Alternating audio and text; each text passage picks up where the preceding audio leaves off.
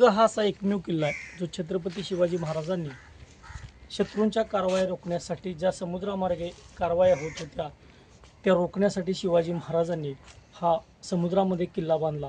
या किल्ल्याला आजही दररोज हजारो शिवप्रेमी आहेत, मावळे आहेत, युवक आहेत, पर्यटक आहेत, हे महाराष्ट्रातून महाराष्ट्राच्या कानाकोपऱ्यातून या ठिकाणी येत असतात। भवानी मातेच्या मंदिरात नतमस्तक होत असतात। आज असेच काही शिवमावळे आपल्यासोबत आहेत, ते आज या गडावर आले आहेत। आपण त्यांना विचारूया की सिंधुदुर्ग किल्ल्यामध्ये आल्यावर त्यांना कसं वाटलं। बोला। महाराजांचा इतिहास पाहायला आवडलं।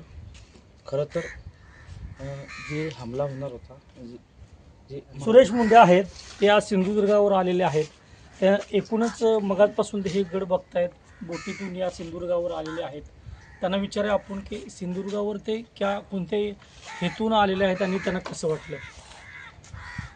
आम्हाला इथं आल्यावर खूप छान वाटलं आणि महाराजांचा इतिहास बघण्यासाठी आम्ही खूप दूरून म्हणजे बुलढाण्याहून, कोणी जालन्याहून, कोणी संभाजीनगरहून आलेलो आहोत। खूप छान वाटलं आम्हाला इथं आल्यावर। शिवाजी महाराजांचा इतिहास पाहतात त्या किल्ला एकदम महत्त्वाचा किल्ला होता। सो हा किल्ला पाहण्यासाठी आम्ही खूप लांबून आलो आहे आणि त्यानंतर आम्हाला खूप छान वाटतं। किल्ला पण मस्त क्लीन आणि नीट आहे। भवानी मातेचे आम्ही दर्शन घेतले, आम्हाला बरं वाटतंय, चांगलं वाटतंय।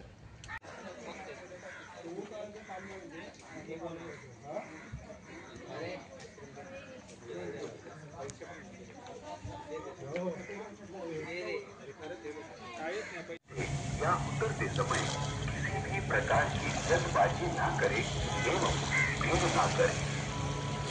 नाव संचालकों से अनुरोध है कि छोटे बच्चे, महिला एवं वृद्ध व्यक्तियों की विशेष सुरक्षा का ध्यान रखें।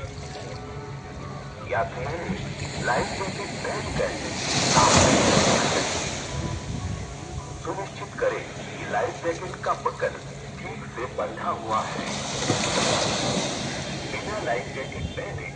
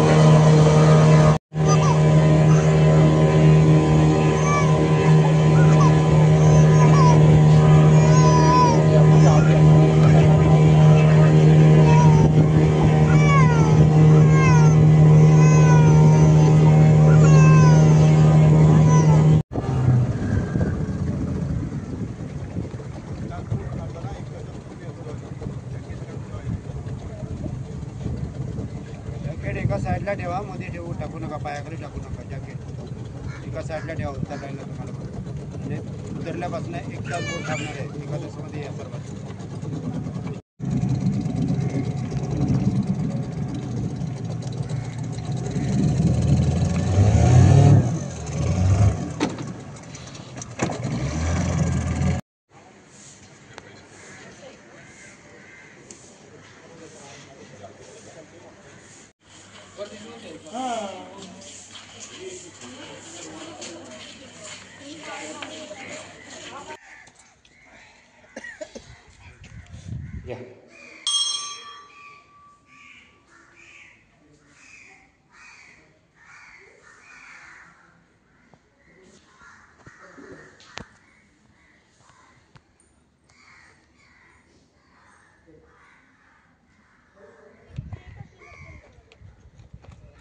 इकडं सोडत नाहीत का वर?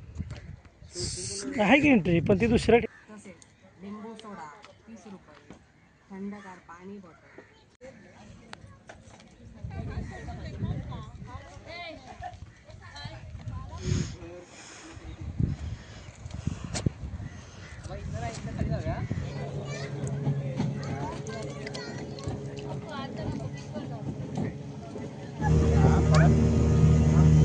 शाळेचं